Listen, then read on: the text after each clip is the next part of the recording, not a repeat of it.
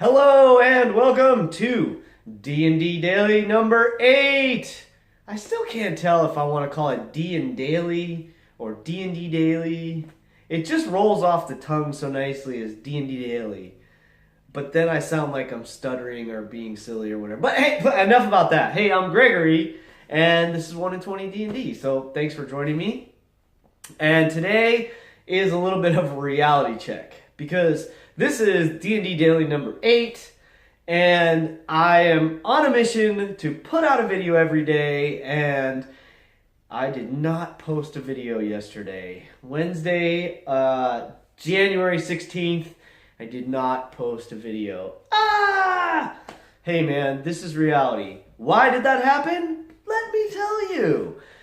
I was up at 3:30 in the morning yesterday.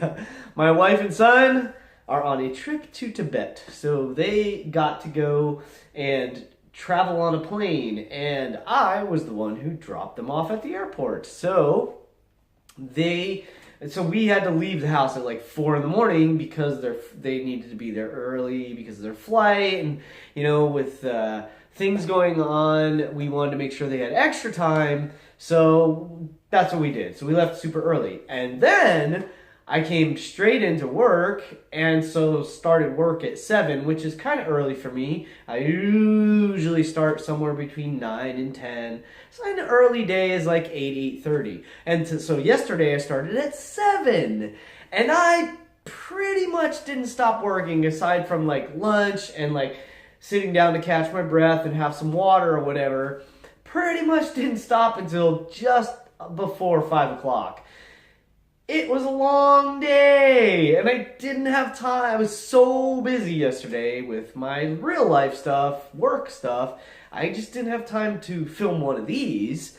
And unfortunately, I haven't gotten enough editing done yet to have a couple of our games in the can ready to go. So that's the reality. I then went home.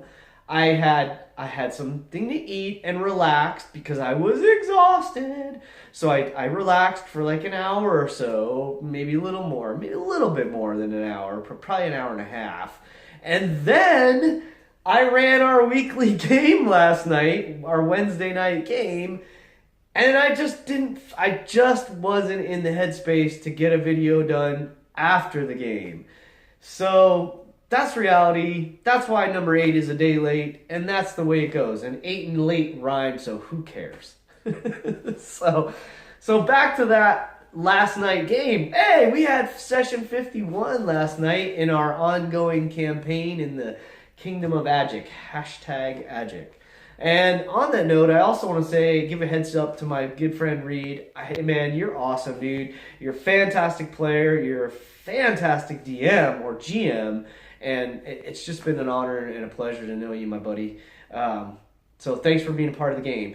And I always make these references when I'm talking about like 1 in 20, when I'm talking about Roll20, roll20.net, which I can recommend. Even though they have some ups and downs and it's not always perfect, I still think it's kind of one of the best platforms out there, and it's free. I am looking into Astral. Astral is interesting to me. Astral's another virtual tabletop.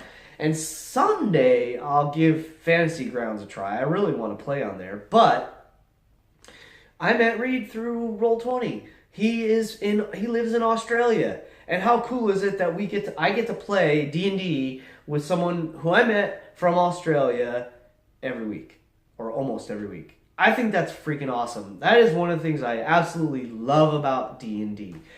It has this amazing power, if we let it, to bring people together from like different walks of life, different cultures, different personalities. It tends to be geek culture, but thank goodness I'm wearing my Electric Beargaloo shirt from Marisha Ray's fantastic one-shots. If you haven't checked those out, look at Geek and Sundry or Critical Role. I'm sure you'll find them. And they just do these awesome one-shots. But check this out. Travis Willingham, who is one of my favorite D&D players of anyone that's being, putting their face out there, showing themselves playing D&D. And within Critical Role, he is absolutely my favorite RP. He's my favorite role player. because I just think there's a huge depth to what he brings to the table, even though he doesn't really know all that much about the game. Like, he's definitely not the most knowledgeable player at the table as far as the game. Knowledgeable, that was a tricky one. Player at the table when they're playing, but he brings so much to the table with his characters. Now, he's a trained actor, he is a voice actor, but he's also like, he grew up sort of kind of like a jock, right? I mean, he's like this 6 foot plus, like 6'4" or something guy, big, huge, strong guy. He's into football. He talks about it all the time. Him and Sam going back and forth about it all the time. And yet here he is as an adult playing D&D. So even though, see, I started playing in the 80s. I've been playing it since I was 10 years old. And when I started playing, it was the geeky kids. And when I started playing in my world, see, I think it's important for us to have an honest conversation. In my world, the kids that played were geeky young boys. I wanted to play with girls, but none of the girls that I was around were that interested in playing. And so I had this perception for a very long time that this was a thing that geeky guys did. And unfortunately, primarily it was geeky white guys. That's just who I happened to be around and play with. Not that there weren't people of all different races and colors that I was interacting with, but it wasn't until I was an adult in my 20s, so like 15 years later, that I started playing with, mixed race groups. And maybe for the first time even realized like ladies play and are interested in it, which is awesome. And so here we are it's going to be 2020 in a minute. Like, we're in 2019. And how cool is it now that with it being popularized, people are talking about it on mainstream media. Things like late night shows. Ashley Brown was just on a morning show talking about Blind Spot, but they asked her about Critical Role. So it's getting exposure on a level that I never dreamed of. People like me never dreamed of. Matt Mercer and all these others. People that have been playing it for 30 plus years or 20 or 30 years. We never imagined that would happen, but it's so cool. And on top of that, one of the things that I loved about D&D and the people that I played D&D with is that we were all accepting people. It didn't matter what you were like.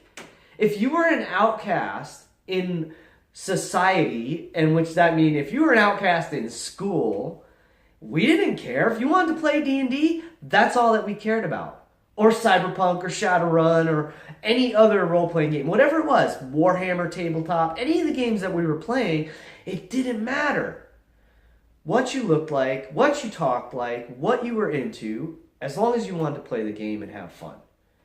And it warms my heart. And I know I'm being a little squishy, and that's fine. That's who I am.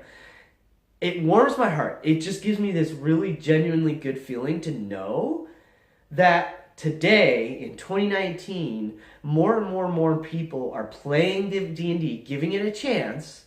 It doesn't have the stigma that it did when I started playing, which is super cool.